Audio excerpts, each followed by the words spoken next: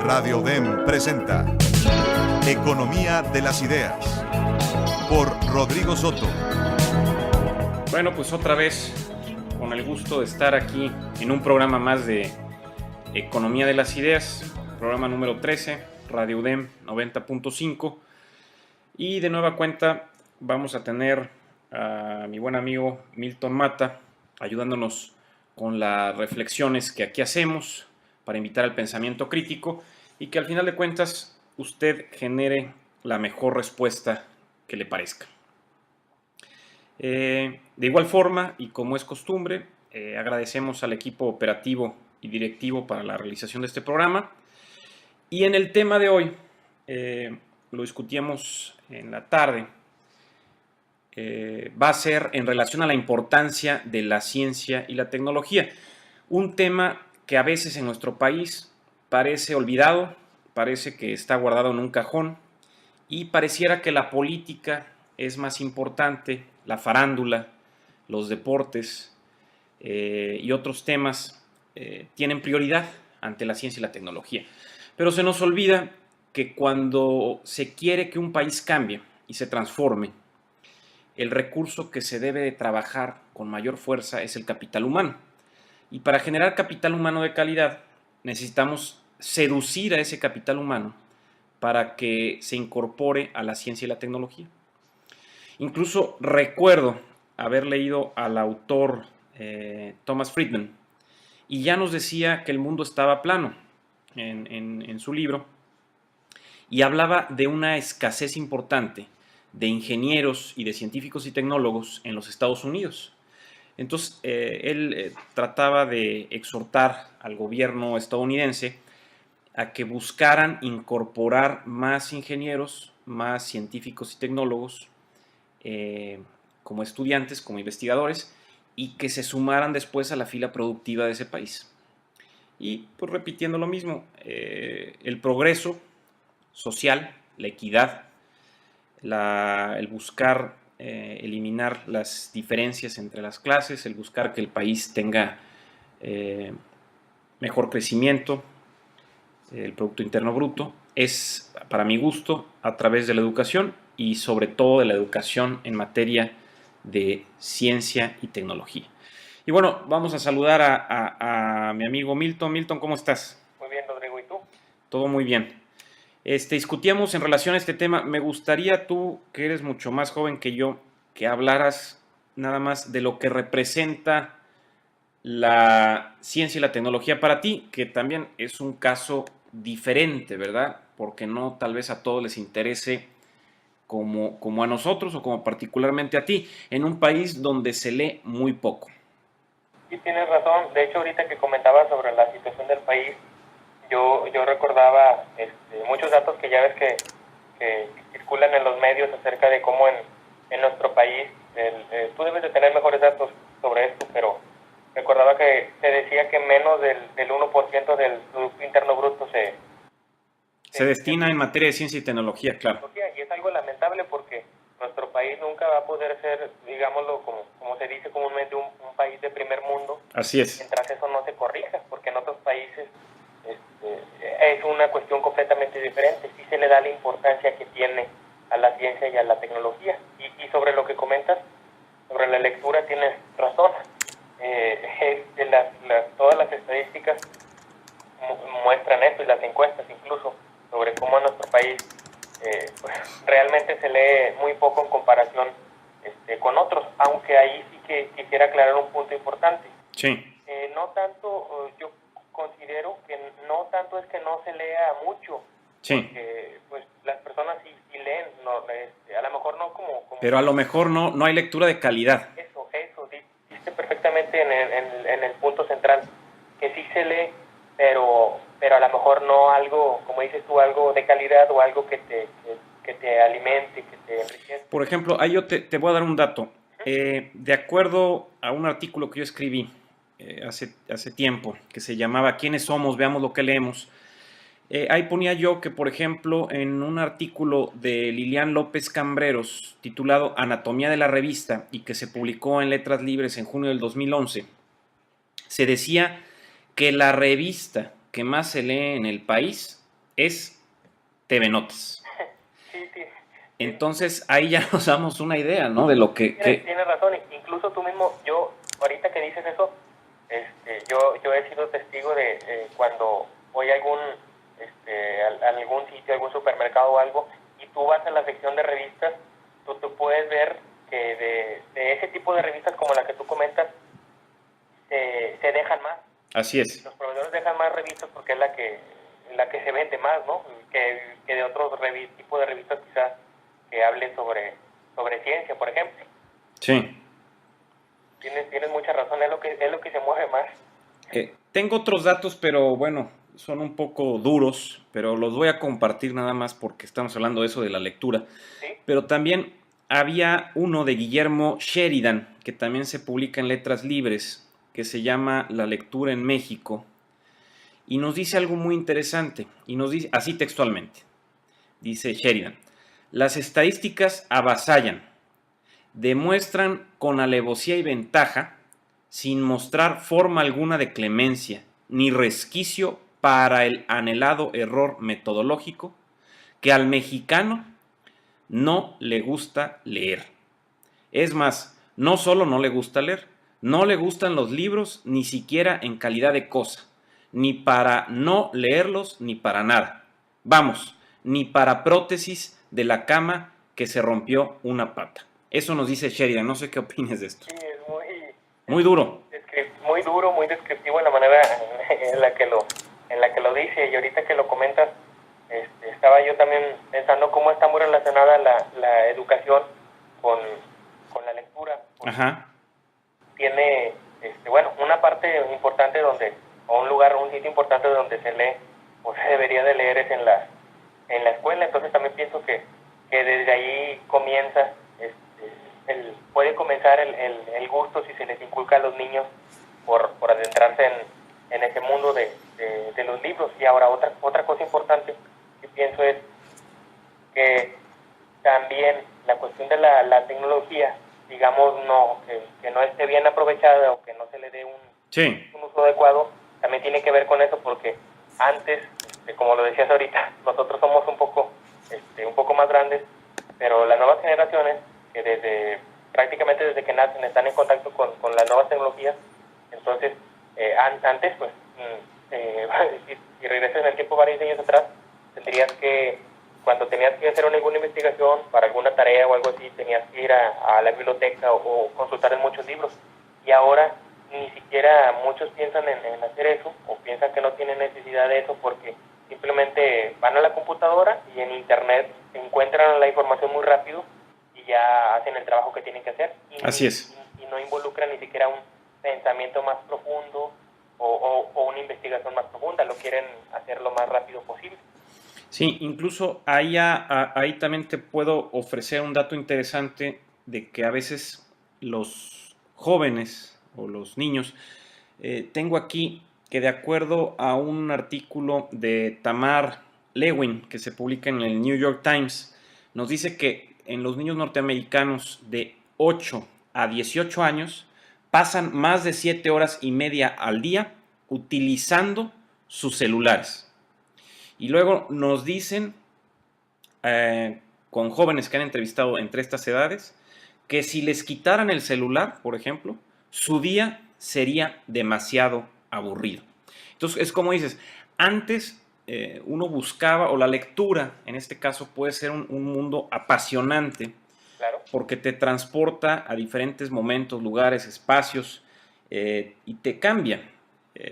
Ya no eres el mismo después de leer un libro. Amasas cierto conocimiento, aunque tenemos que confesar que no todo ese conocimiento, o bueno, en mi caso no todo se queda en la cabeza, sino que vas seleccionando aquello que te es útil de lo que tal vez no, pero sí ciertamente te cambia y te transforma. Entonces, en un mundo acelerado con la globalización, el internet y la ubicuidad de los dispositivos móviles, pues ya los jóvenes se dedican a estar mensajeando o picando el celular, pero información tal vez lúdica, fría y banal, y a veces se olvida esa necesidad de cultivar datos o información que sean más nutritivos para el procesamiento neuronal. Sí, y es que también tiene muchas implicaciones culturales, porque quizá muchos niños comienzan, y de hecho seguramente es la manera más frecuente en la que lo hacen, comienzan con esas costumbres, comienzan a tener esas actividades porque miran que todos los demás lo hacen. Entonces, así es. creo que tiene mucha carga cultural pues yo también voy a hacer lo que todo el mundo hace. Y si todo el mundo lo hace, pues debe ser algo que está bien o Así es. algo que es bueno, ¿no? Y aquí me gustaría que nos comentaras, la otra vez también, terminando el otro programa, platicábamos algo de la astrología. Sí. Y yo creo que eso es también lo que tú estás diciendo, de que todo el mundo lo hace y entonces todo el mundo lo utiliza.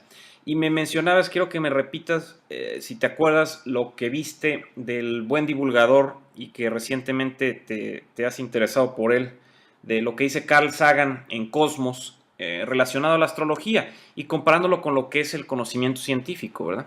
Sí, de hecho él lo que mencionaba era, incluso en uno de los documentales de la serie Cosmos, él aborda el tema y lo que comentaba era cómo él hacía hasta digamos, una investigación de campo. Así es. Que iba y con varios diarios, ajá. En diferentes establecimientos compraba, adquiría diferentes, como dices tú, diarios, periódicos, publicaciones, vaya, y comparaba lo que le llaman los horóscopos, ¿no? La astrología, donde sí. habla sobre el futuro de las personas y qué les depara lo que viene después.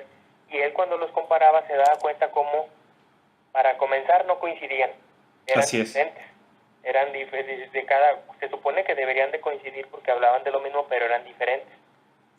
Y también de los datos o la información que brindaban era, como lo decías tú, era algo como muy muy común o ambiguo o ambiguo. Vas a conocer una persona que te será exitosa y o vas a tener un problema con otro sí. Entonces, claro, tú te predispones a que ya va a pasar eso y tal vez lo interpretas que sí pasa, pero está totalmente distante de lo que es un conocimiento científico y tecnológico que tiene un método como tal y que puede ser replicable, ¿verdad? Y ahora, aquí a mí lo que se me hace muy curioso es que parece como si hubiera dos corrientes, ¿no? Y de hecho creo que así es en el mundo, que por un lado, tanto el conocimiento científico y los avances tecnológicos, vaya, la ciencia y la tecnología en el mundo, van mejorando, como tal los seres humanos vamos, digamos, evolucionando también en ese aspecto de que nuestra tecnología cada vez es mejor. Así es. Por otro lado, cuestiones como la astrología, que es milenaria, es algo quizás tan antiguo como la misma humanidad, continúe. Increíble, ¿verdad? Sí, a mí me parece algo increíble que mientras, por un ejemplo, ¿no? Se está ahorita pensando ya en misiones espaciales para, por ejemplo, llegar a Marte. Hay naves ahorita que vuelan en los límites de los confines del sistema solar y hay cientos, miles de avances científicos que podríamos mencionar, pero a la vez aún sigue eso, continúa pues esa cuestión que pues es algo milenario. Y aquí lo curioso es, como lo decías, yo recuerdo una ocasión que yo estaba escuchando una conversación de personas que sí creen en eso, vaya, en todo eso. Yo obviamente yo no creo en eso. Claro. Hablaban sobre cómo el eje central era cómo los astros influencian tu vida y determinan lo que vas a hacer exitoso, ¿no? Yo les dije, ¿saben qué? Yo me metí ahí en la conversación y le decía, tienen razón que los astros influyen en nuestra vida, pero no de esa manera. Así es. El sol influye en la vida, el sol, la luz, el calor, la energía que proviene del sol, permite la vida aquí en la Tierra. La luna controla las mareas. Así es, la atracción y todo. Ajá, claro. Permite que el ángulo de inclinación del eje de rotación terrestre se mantenga estable. Que eso es otro interesante, porque no estamos estamos un poquito inclinados, ¿no, Milton? Sí, el eje imaginario, claro. Así es. La rotación de la Tierra está inclinado alrededor de 23 grados y medio. Así es. Esa inclinación es lo que permite las estaciones en el planeta. ¿Y qué pasaría, por ejemplo, si se moviera ese eje? Ok, de hecho, a través de siglos, de milenios, de miles de años, la inclinación del eje varía un poco. Y y está relacionado con cambios, esa pequeña variación está relacionada con cambios como las diferentes eras glaciales, por ejemplo. Así es. O cambios en el planeta, por ejemplo, los niveles de los océanos que tienen que ver con eso mismo. Si tú regresas, por ejemplo, miles de años hacia atrás, te das cuenta que por ejemplo, el desierto del Sahara, que es el más grande del mundo, es casi del tamaño de los Estados Unidos, era diferente, era verde, había vegetación, había animales, por esa misma fluctuación. El eje se mueve en un cierto rango que provoca esos cambios a través de milenios, pero se mantiene, digamos, más o menos estable. Es un pequeño rango de movimiento, quizá entre los 22 a los 24 grados de inclinación. Y una verdadera influencia de los astros sería lo que influye, por ejemplo, como dices, el Sol y la Luna sobre nosotros, pero otra cosa muy diferente ya es la astrología interpretada por charlatanes profesionales, como yo les digo. Sí, y tú lo puedes ver en todas partes, no nada más en publicaciones. Puedes encender la televisión, por ejemplo, aquí en nuestro país, las más grandes televisoras, y dedican tiempo de sus programas en secciones a hablar sobre eso. Y pues, si hablan sobre eso es porque hay personas que creen en eso. Si nadie hiciera caso a eso, pues... Claro, hay mercado para eso. Sí, hay mercado, entonces, pues se explota, ¿no? Y pues hay muchas cosas, o sea, que tienen que... yo mencioné ahorita la luna, el sol, pero obviamente hay otro tipo de influencia de los astros, pero no de esa manera. Por ejemplo, Júpiter es un aliado de la Tierra en cierta manera, porque su tamaño es increíble, cabrían 1000 tierras en su interior, su gravedad es inmensa, es el más grande del sistema solar. Entonces, muchos cuerpos que pueden acercarse, como por ejemplo cometas o asteroides que podrían acercarse a la Tierra, son atrapados entonces por la órbita, tal vez, por la enorme gravedad de sí. Júpiter, digamos. Esa es una manera en la que Júpiter puede influenciar en la vida del ser humano, claro, de una manera positiva, pero no de la manera en la que se piensa. Que habla de la astrología. No tiene en absoluto ningún fundamento científico. Entonces podríamos decir, como yo también lo he escrito por ahí, que invertir en el capital humano también es sinónimo de tener posibles retribuciones en el Producto Interno Bruto de un país.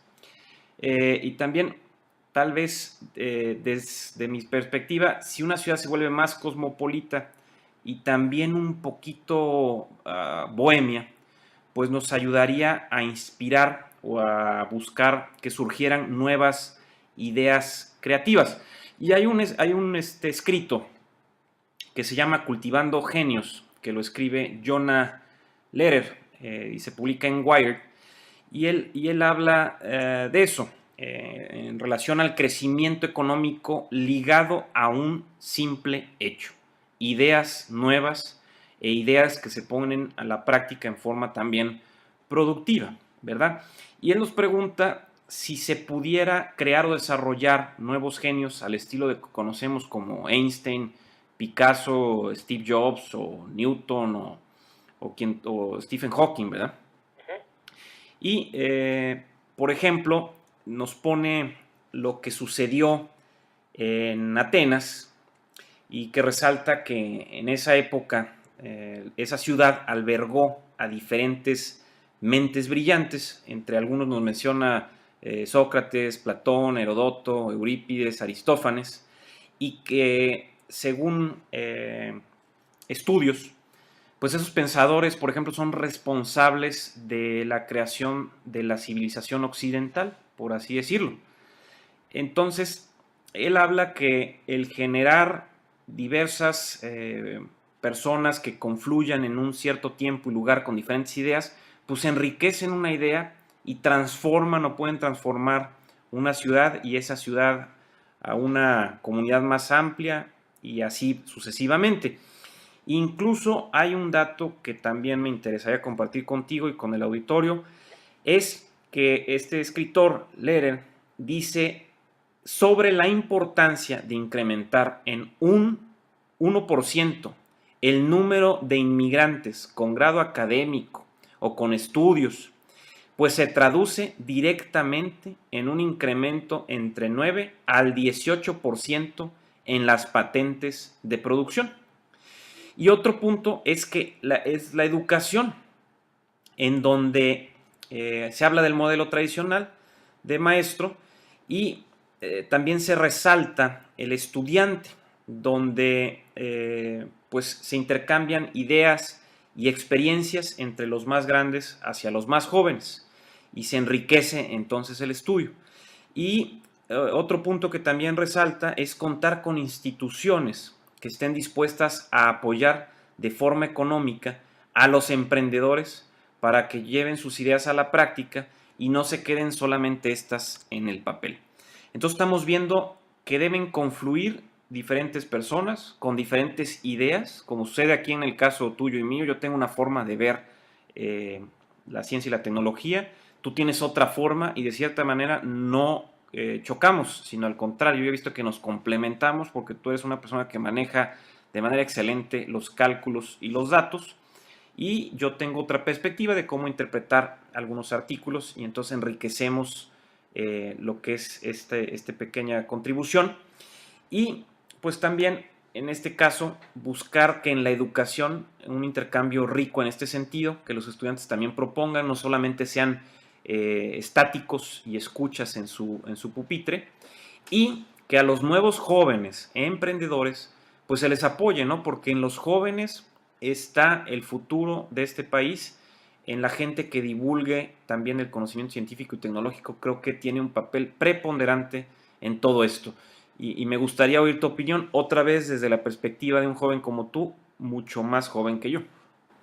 Sí, tiene razón, y es que lo más importante es que se le dé la importancia. Yo creo que es el eje central, es lo más importante, que de ahí van a derivar muchos cambios positivos, es darle la importancia que tiene a la ciencia y la tecnología, y desde todas las perspectivas que se pueda ver, y una muy importante, que es la que mencionas ahorita, es a través de la educación, porque es el primer contacto, digamos, de todos nosotros cuando ingresamos a la escuela, es el primer contacto con el conocimiento, con los libros, con la experimentación, con todo ese tipo de cosas es en la escuela.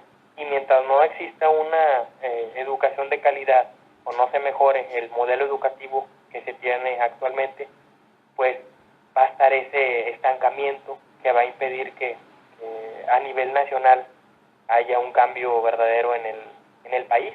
Y ahora, yo aquí quiero remarcar, por ejemplo, tanto como a ti, yo creo que más tú que yo, pues nos gusta leer.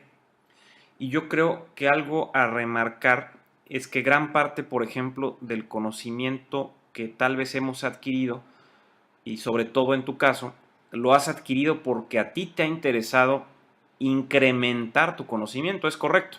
Sí, tienes razón, y es que es muy importante. Yo lo platicaba hace tiempo con unas amigas, hablaba sobre la importancia de que los libros pues únicamente, no solamente son para, pues aprendes muchas cosas, como dices tú, mucha información, conocimiento nuevo, pero también una cuestión importante es que, como lo decías ahorita, todos ahorita que mencionabas, todas las personas pues somos diferentes, no vemos las cosas del mundo, ¿no? Así es. Una perspectiva diferente, así que el leer los libros de diferentes autores nos permite también mirar el mundo a través de otros ojos, desde la perspectiva de alguien más, y así enriquecerlo. Nuestra visión del mundo se vuelve más amplia porque estamos también mirando el mundo a través de otros ojos diferentes, ¿no? E interpretándolo a través de esos ojos. Otra cosa que yo quiero decir, y te describiría yo así de esa manera, y que invitaría a que otros jóvenes fueran de igual manera a como tú lo ves. Yo creo que tú eres una persona que reta al conocimiento. ¿Estoy correcto? Sí, tienes razón. ¿Por qué? Porque varias veces he escuchado que me dices que cierto dato lo compruebas. A veces no te quedas con el dato que lees, aunque sea un medio totalmente fidedigno, como puede ser la NASA, ¿verdad? Y entonces me has dicho que compruebas hasta algún dato para estar completamente seguro, y eso te refuerza cierto aprendizaje, aunque lleve un costo implícito de desgaste y agotamiento mental, como lo discutíamos en la vez pasada. Sí, tienes razón. En mi caso es algo que me gusta mucho. Es algo Retar el conocimiento. disfruto, sí, y es la manera en la que se tiene que hacer. Y de hecho, qué bueno que tocas este punto porque es algo muy importante también. Incluso podemos relacionarlo de cierta manera con lo que decíamos ahorita de la astrología. Así es. Las personas creen en eso, no tiene fundamento científico, y quizás no me atrevería ni siquiera a llamarlo pseudociencia, ni siquiera me atrevería a decirle así. Sí. Pero, ¿por qué? Porque el dudar de algo implica un esfuerzo. Entonces, es muy fácil creer. Como muchas personas creen en eso, creen en la astrología y eso, pues muchas personas siguen esa corriente y no tienen, digamos, la intención de pensar de qué tal si eso será cierto, o de intentar comprobarlo, o ver si tiene fundamento científico, porque todo eso implica un esfuerzo. Para mí en la cuestión científica pues es lo mismo. Me gusta tener una certidumbre lo más elevada posible, la mejor certidumbre posible. Entonces por eso compruebo los datos, me paso haciendo cálculos y eso, porque bueno, pues aparte de que disfruto eso, también me encuentro la manera, digamos, como que de desentrañar, ¿no?, algunos misterios o algunas cosas, porque me empiezo a hacer preguntas y de dónde salió ese dato a lo mejor, y en el proceso hacia la comprobación pues también aprendo cosas que no sabía, porque también aprendo algunas maneras de también yo generar a lo mejor mis datos nuevos, datos originales, y también la satisfacción de que puedo encontrar el camino para llegar a tal información. Y en este sentido no hay que tenerle miedo, ¿no?, al conocimiento. Yo creo que es algo básico, y buscar algo que nos apasione en ese sentido, ¿no? Sí, ahí tiene hay muchas implicaciones, como lo que te decía, culturales, porque si nosotros tuviéramos, digamos, una intención diferente de darnos cuenta de que cada uno de nosotros es único, es irrepetible, y que puedes aportar algo al mundo, entonces en lugar de quizá ponerte a hacer cosas o hacer lo que hacen todos los demás, darte cuenta de que dentro de tu propia individualidad tú puedes aportar algo diferente a los demás. Entonces puedes empezar a ver qué es lo que te apasiona, qué es lo que te gusta, qué es en lo que tú eres bueno, y ya cuando detectes eso, puedes comenzar a explotar ese potencial, y así aportarás algo, podrás aportar algo a la sociedad que también te podrá otorgar un beneficio a ti. Y pues si todos hiciéramos eso, pues viviríamos en una sociedad mejor, pensando qué es lo que puedo yo aportar. Te voy a compartir algo que escribí, y tal vez nos puede llevar a la conclusión de este programa, porque desgraciadamente por tiempo siempre se nos viene encima y tenemos que cortar algo tan interesante que seguramente debemos de retomar. Claro. Pero esto escribí yo hace tiempo. Digo lo siguiente: el aspecto creativo de una ciudad descansa en la población, en la riqueza de conocimiento que genera nuevas ideas que fluyen en los ámbitos, como decíamos, sociales, culturales, económicos y obviamente científicos y tecnológicos, gracias también a una educación en donde los alumnos no solamente aprenden en la escuela, sino que se refuerza el conocimiento en sus casas, y que cada ciudadano, por cada paso que da en su ciudad, es recibido con muestras de arte y cultura, además de espacios sociales que fomenten el conocimiento, tal vez como librerías o kioscos del saber. Y aunado a esto, donde las empresas privadas y el gobierno y también la sociedad participen en la continua contribución y educación de su capital humano, y que no nos olvidemos también de financiar aquellas ideas creativas que puedan tener incidencia directa en el Producto Interno Bruto.